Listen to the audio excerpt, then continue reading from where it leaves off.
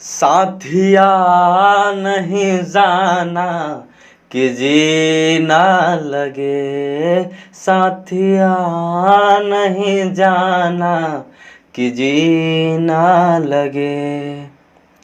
मौसम है सुहाना कि जीना लगे, साथिया नहीं जाना कि जीना लगे। जय हिंद दोस्तों आप देख रहे हैं डबल ए स्टडी चैनल। दोस्तों आज के इस वीडियो में बायोलॉजी का चैप्टर नंबर 5 पादप कारिकी को देखेंगे।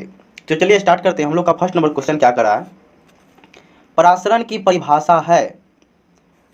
तो परासरण की परिभाषा है अर्धपरागम्य कला में होकर कम से अधिक सांद्रता की ओर विलायक का प्रवाह। ऑप्शन नंबर सी होगा इसका आंसर दोस्तों। क्वेश्चन नंबर 2 कह रहा है अधिक लवण वाले विलयन में एक कोशिका को रखने पर वह सिकुड़ जाती है, क्योंकि यह जल बाह्य परासरण द्वारा बाहर निकल जाता है। जल बाह्य परासरण द्वारा बाहर निकल जाता है। क्वेश्चन नंबर 3 क्या कर रहा है दोस्तों, यदि एक कोशिका आकार में न्यूनीकृत होती है जब यह एक विलयन में सब रखी दी जाती है, ऐसा विलयन होता है। तो ऐसा विलयन दोस्तों होता है हाइपरटोनिक। ऑप्शन नंबर बी हो गया दोस्तों इसका, हाइपरटोनिक। क्वेश्चन नंबर 4 कर रहा है दोस्तों एक कोशिका आयतन में बढ़ती है जब यह रखी जाती है एक अल्पसारी विलयन में। तो ऑप्शन नंबर सी हो गया दोस्तों इसका आंसर। क्वेश्चन नंबर 5 क्या कर रहा है कि बीज फूलते हैं जब जल में रखे जाते हैं। बीज कब फूलता है, जब जल में रखा जाता है। तो अंतः शोषण के कारण बीज फूलता है जब जल में रखा जाता है। क्वेश्चन नंबर 6 कर रहा है लकड़ी के बने दरवाजों का वर्षा ऋतु में फूलना होता है। क्या फूलना, जो भी फूलने की बात है अंतः शोषण दोस्तों होने होगा। क्वेश्चन नंबर 7 कर रहा है कि उर्वरकों का अतिरिक्त मात्रा में प्रयोग पौधों की मृत्यु का कारण बनता है। यह क्यों बनता है दोस्तों, तो बाह्य परासरण के कारण यह मृत्यु का कारण बनता है। क्वेश्चन नंबर 8 कर रहा है कि पौधों में जल का परिवहन होता है। तो पौधों में जल का परिवहन कहाँ पर होता है दोस्तों, तो यह जो होता है जाइलम में परिवहन होता है। 9 नंबर कर रहा है कि भूमि में पौधों की जड़ों के लिए उपलब्ध जल होता है। तो जो भूमि में पौधों की जड़ों के लिए उपलब्ध जल होता है दोस्तों, यह जो होता है कोशिका जल। ऑप्शन नंबर ए हो गया। पौधों की वृद्धि के लिए कितने आवश्यक तत्वों की ज़रूरत है, तो यह जो है 16 आवश्यक तत्व जरूरी है पौधों के वृद्धि के लिए। क्वेश्चन नंबर 11 कर रहा है कि धान का खैरा रोग या लघुपत रोग किस तत्व की कमी के कारण होता है, तो यह जो होता है जस्ता के कमी के कारण खैरा रोग होता है धान में। मूंगफली का बिटेल रोग व्हाइट टिल किस तत्व की कमी के कारण होता है दोस्तों, तो यह जो होता है MO की कमी कारण होता है। दोस्तों पत्तियों की हरिमहीनता किसकी कमी के कारण होता है, तो यह जो होता है मैग्नीशियम Mg की कमी के कारण होता है। ऑप्शन नंबर बी हो गया दोस्तों इसका आंसर। क्वेश्चन नंबर 14 क्या कर रहा है दोस्तों कि पौधों में वाष्पोत्सर्जन किसकी प्रक्रिया है, तो जल हानि का वाष्पोत्सर्जन यही प्रक्रिया है पौधों में। क्वेश्चन नंबर 15 कर रहा है कि जल बिंदुओं के रूप में जल की हानि क्या कहलाती है, तो वाष्पोत्सर्जन कहलाती है दोस्तों। क्वेश्चन नंबर 15 क्या कर रहा है दोस्तों कि जल बिंदुओं के रूप में जल की हानि क्या कहलाती है, तो बिंदु स्राव कहलाती है दोस्तों। क्वेश्चन नंबर 16 कर रहा है पौधों की पत्तियों की सतह पर मौजूद रंध्र के माध्यम से किस प्रक्रिया द्वारा पानी का वाष्पोत्सर्जन करता है, तो यह जो करता है दोस्तों वाष्पोत्सर्जन की क्रिया द्वारा पानी का वाष्पीकरण करता है। क्वेश्चन नंबर 17 कर रहा है कि वाष्पोत्सर्जन मापी यंत्र है। वाष्पोत्सर्जन मापी यंत्र कौन सा है दोस्तों, तो पोटोमीटर जो है वाष्पोत्सर्जन मापी यंत्र है दोस्तों। पौधों में वाष्पोत्सर्जन की क्रिया किसमें होती है, तो पौधों में वाष्पोत्सर्जन की क्रिया होती है दोस्तों पूरा पौधा में होती है। क्वेश्चन नंबर 19 कर रहा है वह दशा जिसमें वाष्पोत्सर्जन अधिक तेजी से होती है, क्या होती है वह, तो वह जो होती है निम्न नमी व उच्च तापमान में वाष्पोत्सर्जन बहुत तेजी से होगा। क्वेश्चन नंबर 20 कर रहा है पत्तियों के दो मुख्य कार्य होते हैं। पत्ती के दो मुख्य कार्य क्या होता है दोस्तों, तो प्रकाश संश्लेषण और वाष्पोत्सर्जन। ऑप्शन नंबर डी हो गया इसका आंसर। चलिए आगे देखते हैं क्वेश्चन नंबर 21 क्या कर रहा है कि पौधों में होने वाली क्रियाओं में से एक जो इसका तापमान कम करती है वह क्या होती है दोस्तों, तो यह जो होती है वाष्पोत्सर्जन जो होता है इसका तापमान कम करता है। 22 क्या कर रहा है दोस्तों पौधों व पेड़ों का खाना तैयार करने की प्रक्रिया कहलाती है फोटोसिंथेटिक प्रकाश संश्लेषण। क्वेश्चन नंबर 23 क्या कर रहा है दोस्तों कि सर्वाधिक प्रकाश संश्लेषी क्रियाकलाप कहाँ चलता है, तो यह जो सर्वाधिक प्रकाश संश्लेषी क्रियाकलाप दोस्तों चलता है, यह चलता है प्रकाश के नीले व लाल रंग में।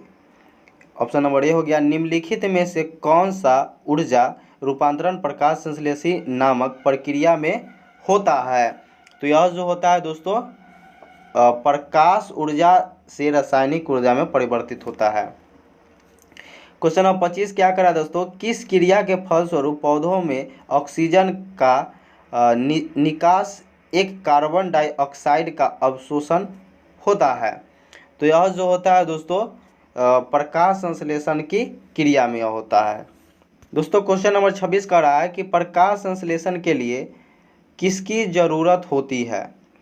तो जल, पर्णहरित और धूप, इस सभी की जरूरत होती है दोस्तों। 27 नंबर क्वेश्चन कर रहा है कि प्रकाश संश्लेषण की क्रिया में क्या बाहर निकलता है? तो प्रकाश संश्लेषण की जब क्रिया होता है तो उसमें बाहर क्या निकलेगा? तो ऑक्सीजन बाहर निकलेगा और कार्बन डाइऑक्साइड लेगा। क्वेश्चन नंबर 28 का निम्नलिखित में से कौन सा कथन असत्य है? तो यह जो है प्रकाश संश्लेषण में O2 का उपयोग होता है। O2 का उपयोग नहीं होता है क्योंकि O2 जो है दोस्तों वह छोड़ देता है। चलिए देखते हैं क्वेश्चन नंबर 29 क्या कर रहा है कि प्रकाश संश्लेषण की प्रक्रिया का प्रथम चरण होता है। तो यह जो होता है दोस्तों सूर्य के प्रकाश द्वारा क्लोरोफिल का उत्तेजन करना, यही होता है प्रकाश संश्लेषण की प्रथम चरण। क्वेश्चन नंबर 30 कर रहा है कि प्रकाश संश्लेषण की दर सबसे अधिक होती है। तो यह सबसे अधिक होती है लाल रंग के प्रकाश में। सबसे अधिक किस रंग के प्रकाश में? लाल रंग के प्रकाश में। क्वेश्चन नंबर 31 का रहा है प्रकाश संश्लेषण की दर सबसे कम किस में होती है? तो बैगनी रंग के प्रकाश में सबसे कम प्रकाश संश्लेषण की क्रिया होती है दोस्तों। क्वेश्चन नंबर 32 क्या कर रहा है दोस्तों? हरे रंग का पदार्थ जो पौधों में प्रकाश संश्लेषण करता है वह निम्न में से कौन है? तो क्लोरोफिल जो होता है पौधों में प्रकाश संश्लेषण करता है वह हरे रंग का होता है दोस्तों। क्वेश्चन नंबर 33 क्या कर रहा है कि प्रकाश संश्लेषण होता है? तो प्रकाश संश्लेषण जो दोस्तों होता है यह होता है केवल दिन में। प्रकाश संश्लेषण के लिए कौन सी गैस आवश्यक है? तो प्रकाश संश्लेषण के लिए सबसे आवश्यक गैस है CO2 दोस्तों। ऑप्शन नंबर डी हो गया इसका आंसर दोस्तों। क्वेश्चन नंबर 35 का है कि प्रकाश संश्लेषण की क्रिया पौधों के किस भाग में सर्वाधिक होती है? तो यह जो होती है दोस्तों पत्ती में सर्वाधिक होती है। प्रकाश संश्लेषण का अंतिम उत्पाद है? तो कार्बोहाइड्रेट जो है प्रकाश संश्लेषण का अंतिम उत्पाद है। प्रकाश संश्लेषण में पर्णहरित की भूमिका है? तो जो इसकी भूमिका है दोस्तों यह है प्रकाश का अवशोषण करना, प्रकाश का अवशोषण। क्वेश्चन नंबर 38 कह रहा है कि प्रकाश संश्लेषण में पौधे कौन सी गैस का अवचूषण करता है? तो CO2 को चूसता है। CO2 को क्या करता है दोस्तों? यह चूसता है। क्वेश्चन नंबर 39 क्या कर रहा है दोस्तों कि प्रकाश संश्लेषण प्रक्रिया में किस के लिए निम्न में से किसकी उपस्थिति आवश्यक नहीं है? तो ऑक्सीजन की उपस्थिति आवश्यक नहीं है क्योंकि वह छोड़ ही देता है दोस्तों। क्वेश्चन नंबर 40 क्या कर रहा है कि प्रकाश संश्लेषण के समय निम्नलिखित निकलने वाली गैसों का क्या नाम है? तो ऑक्सीजन प्रकाश संश्लेषण की समय दोस्तों निकलता है क्या? ऑक्सीजन। क्वेश्चन नंबर 41 का है ऑक्सीजन जो प्रकाश संश्लेषण से उत्पन्न होती है आती है, यह ऑक्सीजन कहाँ से आती है दोस्तों? तो यह जो ऑक्सीजन आती है हम लोग को जल से ऑक्सीजन आती है। प्रकाश संश्लेषण होता है किस में होता है प्रकाश संश्लेषण? तो प्रकाश संश्लेषण दोस्तों होता है क्लोरोप्लास्ट में। ऑप्शन नंबर सी हो गया। 43 क्या कर रहा है दोस्तों? प्रकाश संश्लेषण का प्रथम स्थिर यौगिक है? तो यह जो है दोस्तों ग्लूकोज जो होता है प्रकाश संश्लेषण का प्रथम स्थिर यौगिक होता है। क्वेश्चन नंबर 44 को देखेंगे कि पौधों में किसी एक प्रक्रिया का गैसीय उत्पाद किसी अन्य जैव प्रक्रिया के लिए आवश्यक है जिसमें ऊर्जा निर्मुक्त होती है। नीचे इस प्रक्रिया और उत्पाद के 4 संयोजन दिए गए हैं, सही उत्तर चुनिए। तो इसका आंसर क्या हो जाएगा दोस्तों कि प्रकाश संश्लेषण और ऑक्सीजन। ऑप्शन नंबर सी हो गया इसका आंसर। क्वेश्चन नंबर 45 क्या कर रहा है कि ऐसी जैविक क्रिया जिसमें शर्करा तथा वसा का ऑक्सीकरण होता है तथा ऊर्जा मुक्त होती है कहलाती है? तो यह जो कहलाती है दोस्तों श्वसन कहलाती है। क्या कहलाती है दोस्तों? श्वसन कहलाती है। दोस्तों श्वसन मापन का यंत्र कहलाता है तो रेस्पिरोमीटर। रेस्पिरोमीटर जो होता है श्वसन मापने वाला यंत्र है। कार्बन डाइऑक्साइड गैस मुक्त होता है। तो यह जो कार्बन डाइऑक्साइड गैस मुक्त होता है दोस्तों किस में होता है? तो श्वसन के अंतर्गत होता है कार्बन डाइऑक्साइड गैस मुक्त। रात्रि में वृक्षों के नीचे सोने की सलाह नहीं दी जाती है क्योंकि क्योंकि ये रात्रि में के समय CO2 छोड़ता है। पौधे जो होता है रात्रि के समय CO2 छोड़ता है। ऑप्शन नंबर ये हो गया। ATP का अभिप्राय है। ATP का किस चीज़ से अभिप्राय है दोस्तों? तो इसका है adenosine triphosphate. Adenosine triphosphate. Option number A हो गया इसका आंसर। इसी श्वसन में अंतिम उत्पाद होता है। तो अनॉक्सी श्वसन में अंतिम उत्पाद क्या होता है दोस्तों? Ethyl alcohol. ऑक्सी श्वसन का अंतिम उत्पाद क्या होता है? तो यह जो होता है CO2 तथा जल।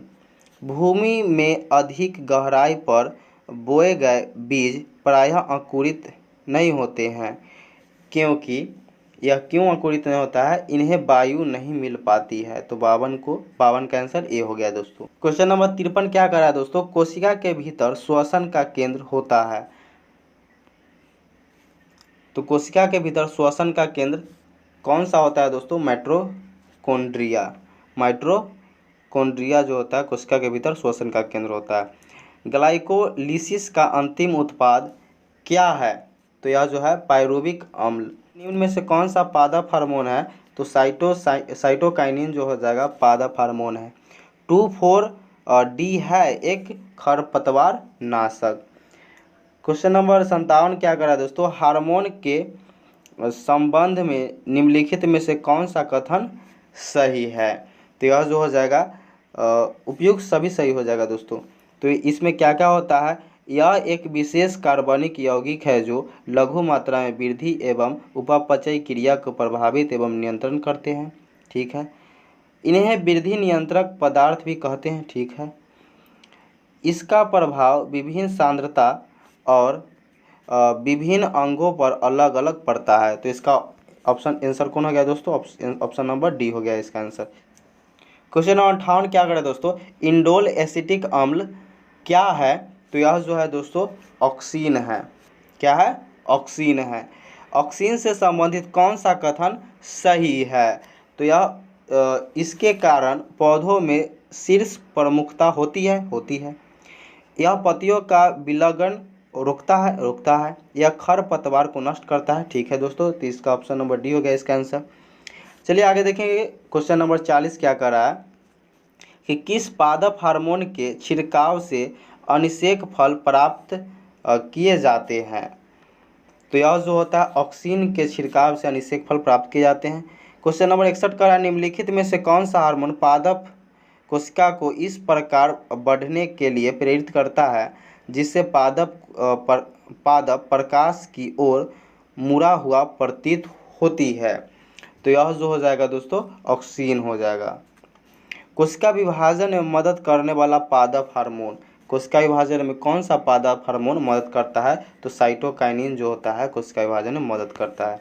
चलिए क्वेश्चन नंबर 63 को देखते हैं कि निम्नलिखित में से कौन सा पादप हार्मोन बीजों की सुषुप्तावस्था में रखता है तथा पत्तियों के विलयन में मुख्य भूमिका निभाता है?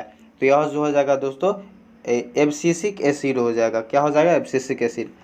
क्वेश्चन नंबर 64 का निम्नलिखित में से कौन सा एक प्राकृतिक फल पकाने वाला हार्मोन है?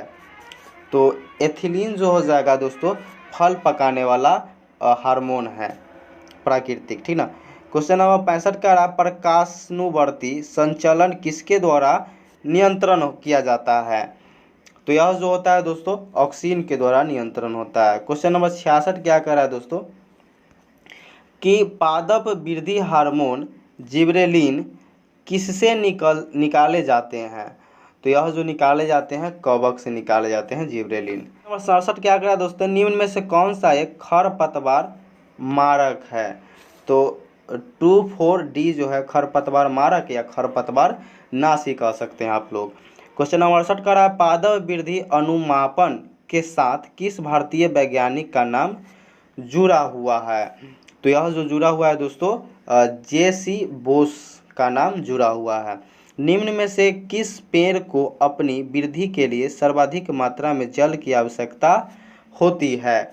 तो यह जो होती है यूकेलिप्टस की होती है दोस्तों। क्वेश्चन नंबर 70 क्या रहा है कि ऑक्सेनोमीटर का प्रयोग करते हैं। ऑक्सेनोमीटर का प्रयोग कहाँ करते हैं दोस्तों। ऊर्जा ह्रास की दर मापने में। चलिए 71 को देखते हैं। पौधों में वृद्धि होता है। पौधों में वृद्धि क्या चीज़ होता है दोस्तों। तो यह जो होता है जीवन प्रयत्न होता है वृद्धि। चलिए आगे देखते हैं। क्वेश्चन नंबर 72 क्या करा है कि समय और आकार के संदर्भ में होने वाली वृद्धि को ग्राफ पर अंकित करने पर एस के आकार का वक्र बनता है जिसे कहते हैं। तो उसको क्या कहते हैं दोस्तों। तो सिग्माइड वक्र। क्या कहते हैं। सिग्माइड वक्र। ऑप्शन नंबर ए हो गया आंसर। क्वेश्चन नंबर 73 का रहा है पौधों की लंबाई में वृद्धि के लिए आवश्यक नहीं है। तो कौन आवश्यक नहीं है। तो सोडियम जो है आवश्यक नहीं है। क्वेश्चन नंबर 74 का रहा है कि पौधों की वृद्धि गतियाँ जो प्रकाश उद्दीपन के कारण होती है उन्हें कहते हैं। तो उन्हें क्या कहते हैं दोस्तों। हेलियोट्रोपिज्म। ऑप्शन नंबर बी हो गया इसका आंसर। चलिए देखते हैं। क्वेश्चन नंबर 75 क्या करा है कि बाह्य उद्दीपनों द्वारा प्रेरित पादप गति कहलाती है। तो यह क्या कहलाती है दोस्तों।